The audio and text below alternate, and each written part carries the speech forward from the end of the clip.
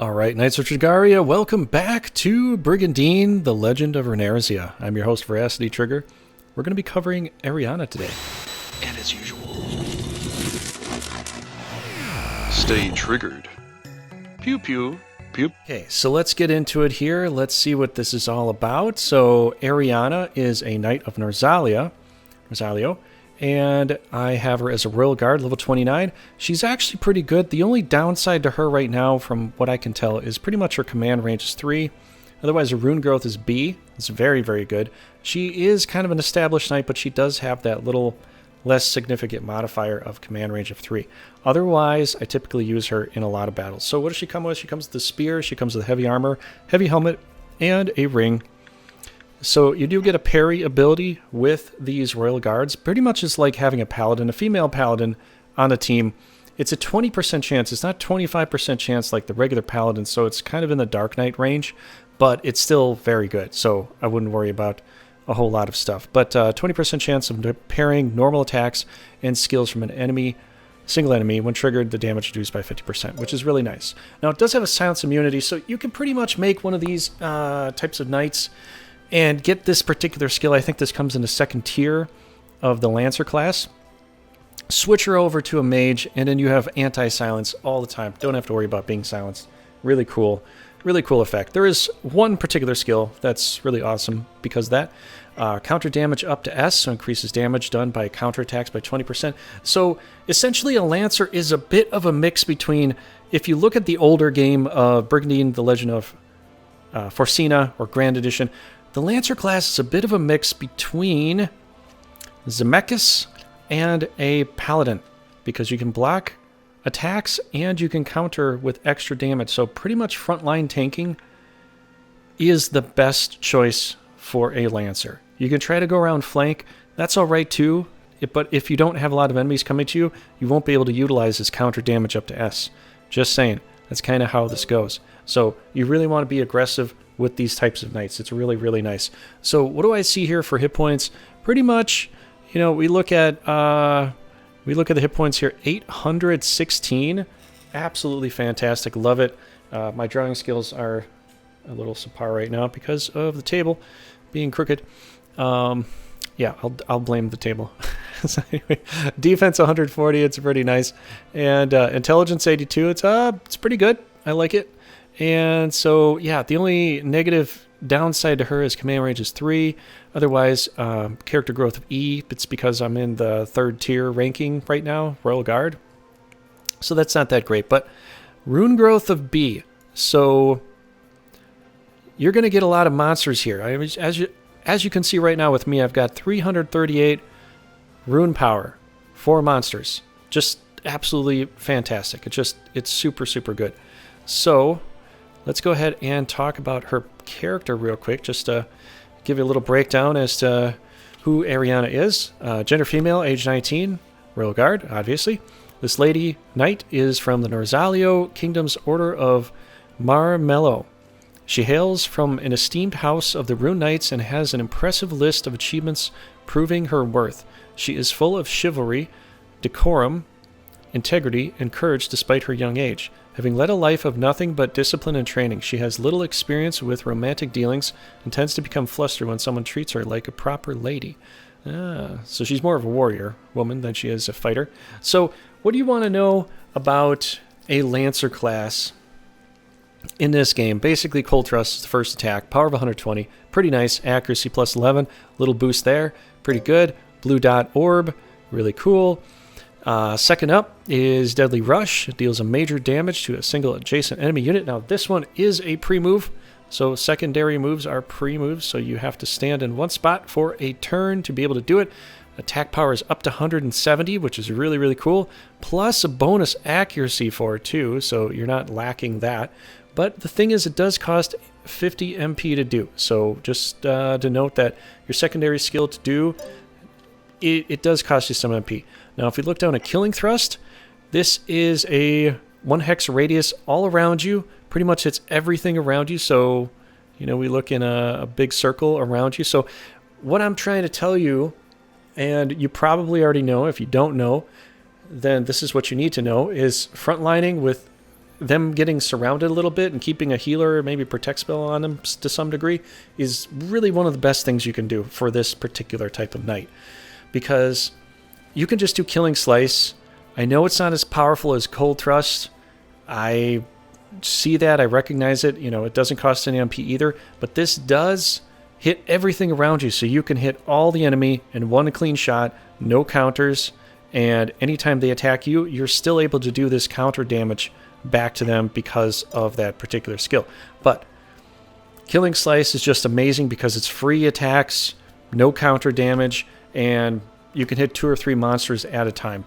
You might hit more if they're totally surrounding you, but typically speaking, if you're on the pinnacle point, the front line point of the army, of the Vanguard going forward, you're going to hit 3 monsters, and try not to keep your allies right next to you in a complete perfect bubble, just so they can try to surround you. And I know it'll chain you up and make you more able to be hit, but you do have extra counterattack damage up but by 20% every single turn. So this is actually kind of key. You kind of want them to fight. You want them to fight a lot. Alright, so what do we have next is Grand Wave. This one is really, really cool. Deals moderate damage to all units in a 2-hex straight line. Basically, this is like a jump attack. This is like Talia's 2-space radius attack. This is like a Titan attack, but it is a non-pre-move, which means you can just go ahead and do it whenever. You can just rush into the enemy, do this, you're right in the front lines, boom. You're hitting the guy that you're going to hit and the enemy behind him.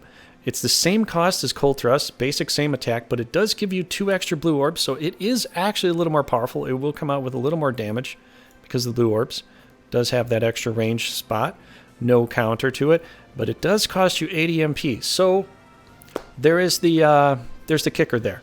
Now, if we turn this off, you can see we have 205 MP right now, naturally aspirating. Can only do this twice, so be careful if you're going to do this. Make sure if you do this, you know, maybe you're hitting the enemy in the back. That's going to be important to hit. And just think about it like that. Okay. So next up we got Fallberg. It goes out 2-space radius, like you can see here. And it is the only spell that they give to this particular class. It's strange. I don't know why they don't give it to the Witch class, but it is in this particular class field. And I think that's why they put the Sounds immunity in here, is because in case you wanted to cross-class, then you could put this kind of character into a Witch class, and after you've learned Fallberg through this particular class, proficiency with it, then you can go into Witch class, have the Witch class, have anti-silence, and have Fallberg as a Witch class, which actually would make you the most powerful female character in the game because the Fallberg potency is 190. Fallberg is very powerful. Very, very powerful. It's a very good skill. I love using it. It is costly, 135. It is from the old game, but in the old game of Legend of Forcina, it was just used by the Enchantress to Witch class. It wasn't used by any other class. Here, it is only used by this Royal Guard class. So I don't know why they did it. I think they wanted to mix things up a little bit and be like, let's try to give Lancers something a little more, because we had Holy Word with them in a past, and then they went to Divine Ray, and now they're going to Fallberg. The Lancer class has had so many changes and so many upgrades and so many, whatever you want to call it, throughout the course of time that it is what it is now. So just take note, Fallberg is here. If you want to be able to use it, it's here. You have another spell called Resist. Let me clean up the screen here. Got this spell called Resist here, and it is pretty cool. Basically, it's Ward,